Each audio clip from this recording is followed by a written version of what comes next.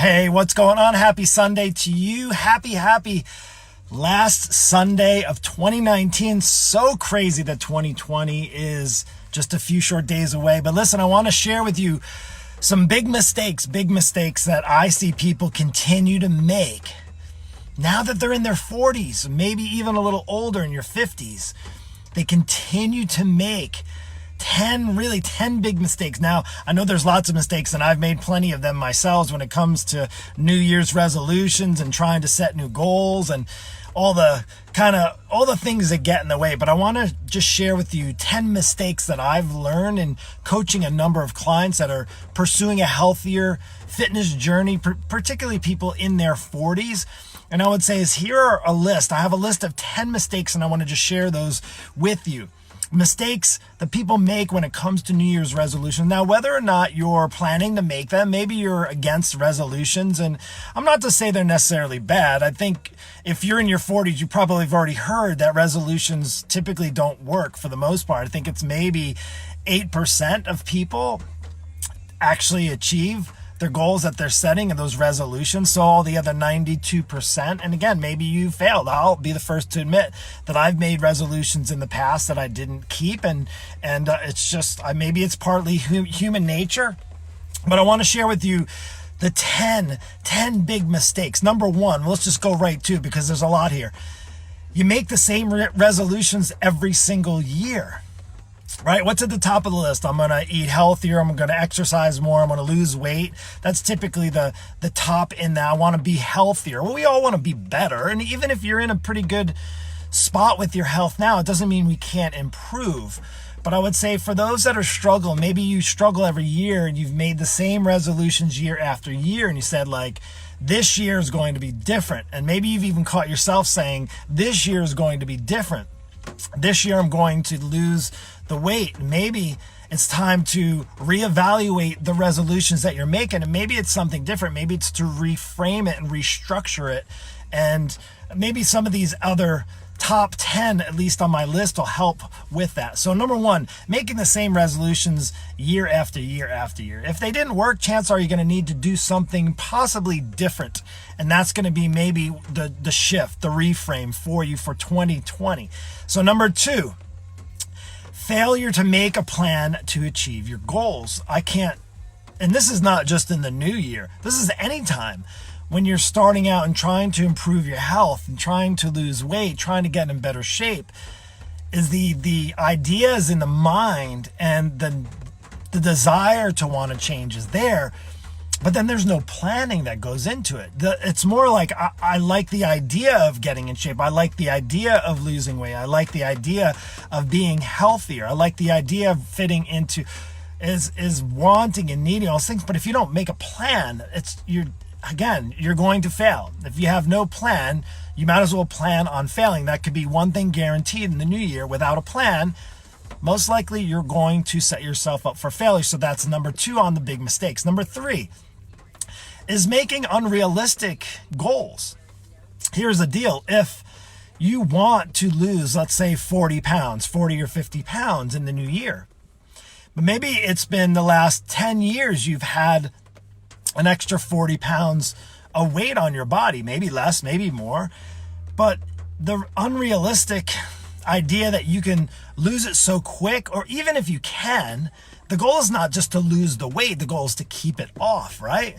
So the goal should be in 2020 is, how am I going to remove that weight so then I can start living the life that I want to live, and make the unrealistic goal. Maybe it needs to not be so focused on the pounds on the scale, or think about this is like quitting smoking. If you've been a smoker for 20 years, it's going to be a challenge. There's going to be things that get in the way, stress, life, so forth. You're going to have that nicotine fit. I know there's all those solutions, if you will, the patch, going cold turkey, doing other kind of chewing the nicotine gum. But I would say is you got to set realistic goals. And maybe you need somebody to help you, like a coach who can help you set realistic goals in place so that you can be successful with those. So number four, choose goals. You choose goals that you're not going to be committed to.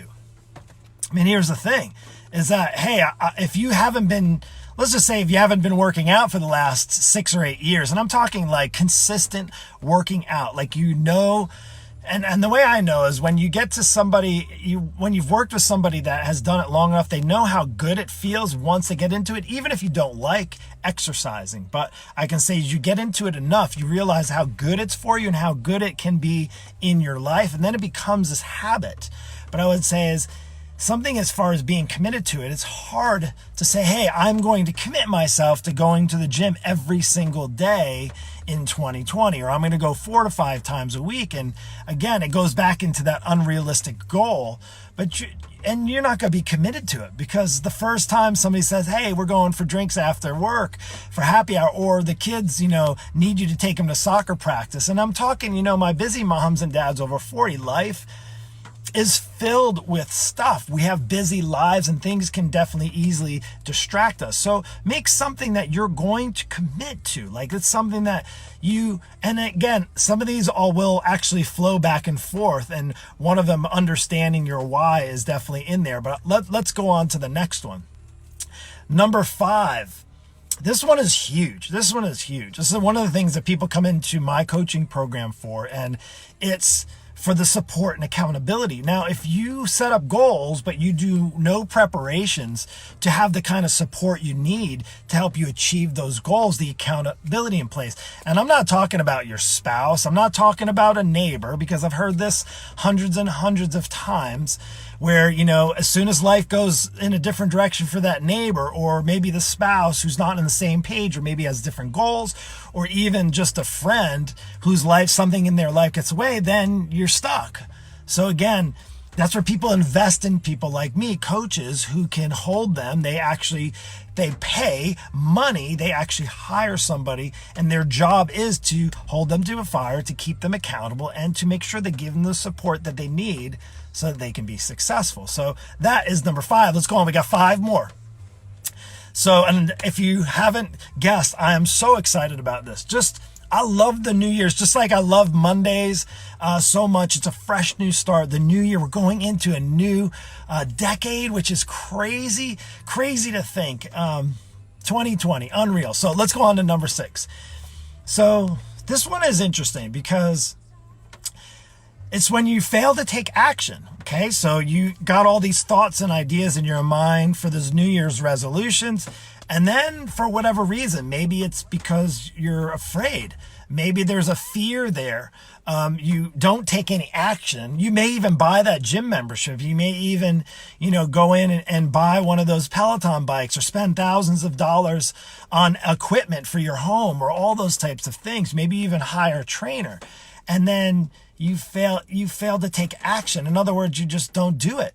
You may even buy the equipment, have it home, and then you just don't do it. You don't do it. You don't take the action.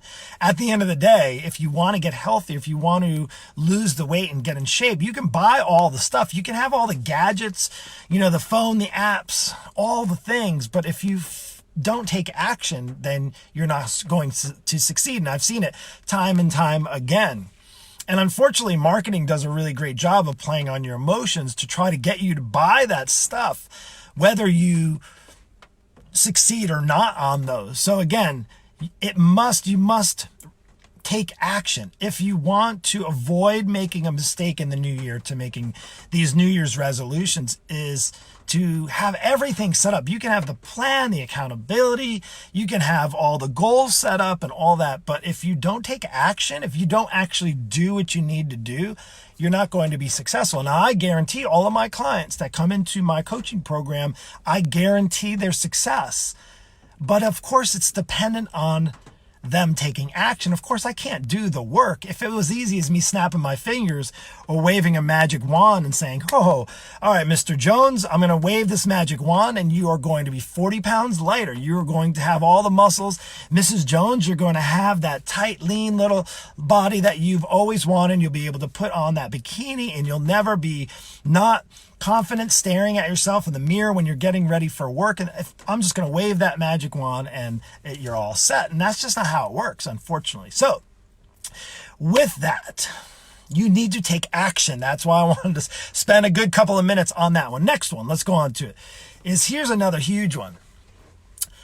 Your weight is not your why. In other words, if you need to lose weight in the new year, if you really need to change the way you've been living your health habits, you need to make some things. Let's just talk about weight, because it's typically the number one thing on the list. So if you don't know why, in other words, you need to know why you want to lose that weight. You need to be in touch. If I could share anything, if you say if you know you need to lose 50 pounds, chances are you probably known that for a while. And maybe it's now like, okay, I'm ready to take action on those. But if you don't know why, so let me give you a few examples why people want to lose the weight, 40 or 50 pounds or more. And let's just say let's kind of keep it straightforward, 40 to 50 pounds. Well, you don't like the way you look in the mirror. You have a hard time getting in and out of your car, walking to the grocery store and back to your car. You know your kids are watching and looking at you and looking at the poor choices that you make, and you know that they're going to, chances are, follow in suit. Not because even if you tell them that they need to be healthy, what are they going to expect when mom or dad in their 40s is not healthy? You think they're going to? There might be chance that they don't want to be like mom and dad. But again, you want to make a good, as a parent, at least I do, and I think any parent would, they want to make sure that their kids are provided for and that they stay healthy, right? You don't want the last thing you want is your kid not to be well. So I'd say that could be maybe your why. Maybe you have, it could be even something on a shorter term. Maybe you have a reunion or a anniversary coming up, or a 40th birthday or 50th birthday, and you know that time's a ticking. Times are getting where this is another decade. We're starting in 2020, and the next thing you know, it's going to be 2030, and you're going to be 10 years older. And if you don't make some wise decisions now with your health, and it's going to come back, and you're going to soon have to suffer the consequences of the choices that you did or didn't make in the direction of health. Now, again, you're going to go one of two directions. You can go in the direction towards health or the direction away from health. And as you go away from health, it's going to be very, very costly. I have people all the time. They tell me, like, Mark, I can't afford a coach right now. I can't afford to do this. Well, I can tell you, for a lot of people who struggle with their health and weight and some, you're going to have to afford the consequences if you don't now. And that's troubling to me, because my goal is to not see anybody have the struggles. Is why I'm so passionate about helping people on their health and fitness journey. It's, of course, yes, I make a living doing it, but there's nothing worse than seeing somebody who had all the opportunities that could have jumped the fence and could have started on a healthier path, but continued to delay, continue to make excuses, continue to make short-term resolutions, and continue to fail. And that is troubling, especially when I see the repercussions of, whether it be with family members or spouses, or just the way they live their life, or the things they can't do, and they can't live their life the way they truly want to. So that is that. Now we got three more. I'm going kind of long on this. Let's go in the last three. We'll kind of run it quick. You don't break up your big goals into little goals. So, okay, let's just break this down real quick. 50 pounds. Don't look at the 50 pounds.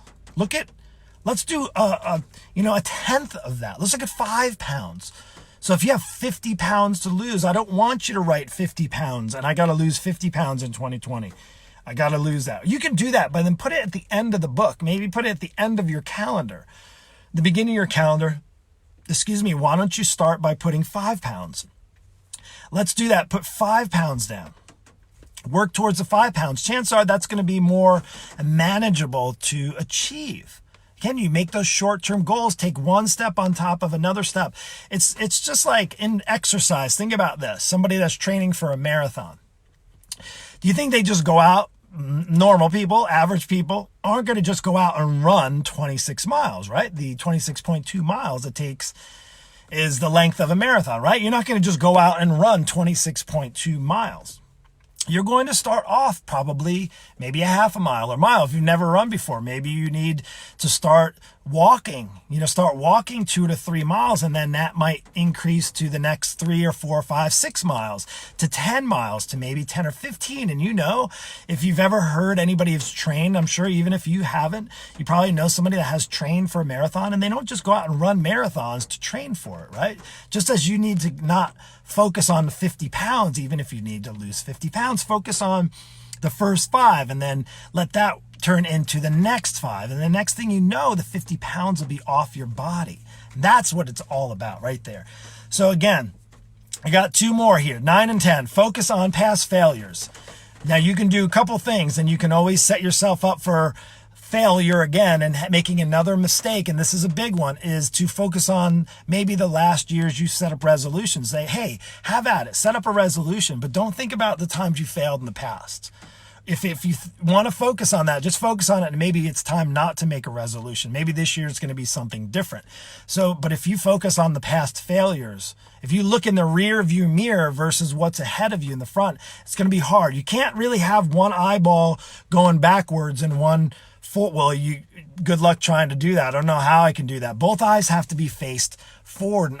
In other ways, you need to keep on the top of your mind that things are going to move you forward to having that success with your resolutions, losing weight, getting in shape. So number 10, and this is a pretty huge one. I see this all the time. One of the reasons why my coaching clients succeed is that we set up and measure our results. If you don't have a way to measure, how do you know? Like, oh, well, I feel a little different, I'm going to get on the scale. If you're trying to lose 50 pounds and you're just looking at what the scale is saying, you're doing yourself a huge disservice, truly a disservice, because you're going to be focused on getting on the scale, and then you're going to be disappointed when one week, if it were as easy as losing weight in a straight line, I say this all the time to my coaching clients, is that goals don't happen in a straight line. In other words, you don't set up your goals and you start, say here you're at 250 pounds, you want to be 200 pounds. It doesn't work like if you do the workouts and you eat the healthy meals and you get the proper sleep and you do all the things you need to do, is that you're going to lose 2 to 3 or 4 pounds every week or 2.